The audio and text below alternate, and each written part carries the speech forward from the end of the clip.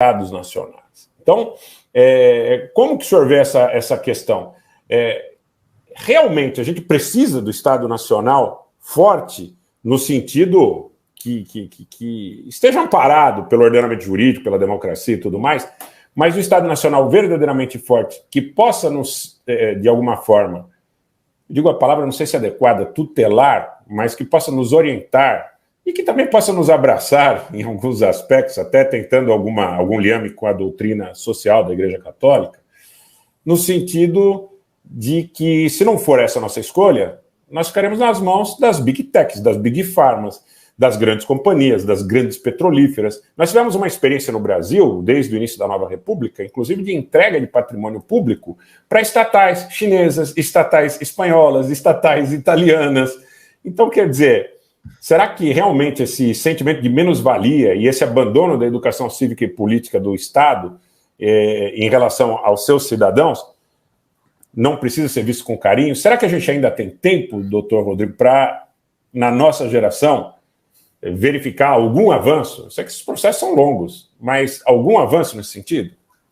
Olha, Rogério, eu confesso que eu ando meio deprimido esses dias, mas o Brasil, pelo tamanho dele, pelas dimensões, dos recursos que ele dispõe, é impossível ele não dar certo. Ele pode demorar, né? Pode ser atrasado, mas é impossível que ele não dê certo.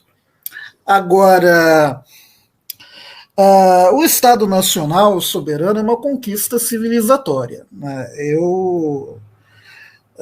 Não há como viver sem o Estado, né? Um governo mundial ele seria necessariamente opressivo, né? Até porque o poder, quanto mais distante da gente, mais opressivo é pela própria natureza dele, pela própria necessidade dele se manter, né? Um poder próximo, ele tem um contato direto. Agora, um poder, quanto mais distante o poder, mais de força ele vai precisar para se impor. O que a doutrina da Igreja ensina sobre isso? Está na Bíblia, Romanos 13. Né? Romanos 13, Nemo potestas nisi adeo. Não há poder que não venha de Deus.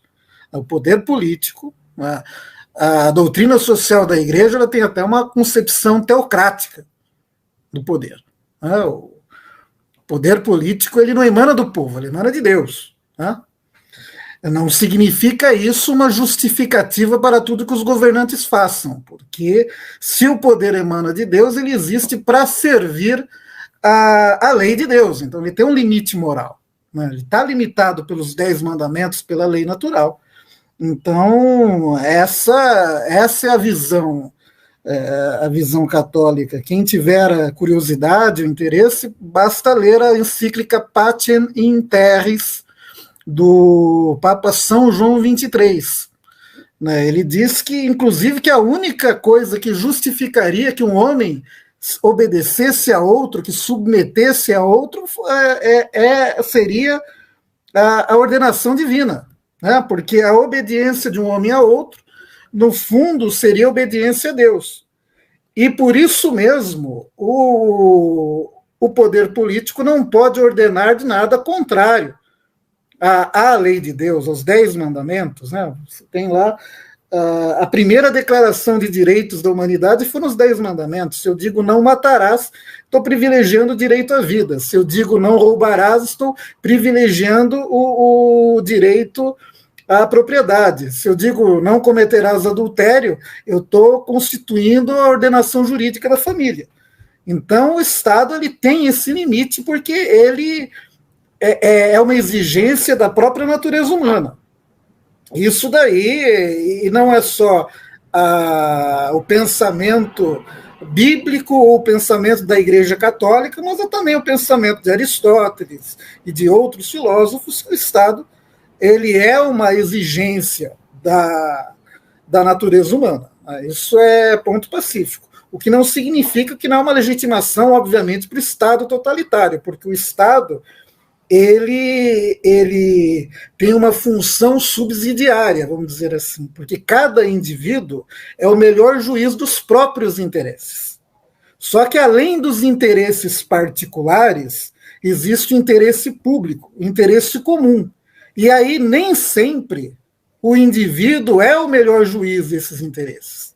Isso você precisa, digamos, de uma composição. Uma coisa é o bem comum, outra coisa é o interesse individual.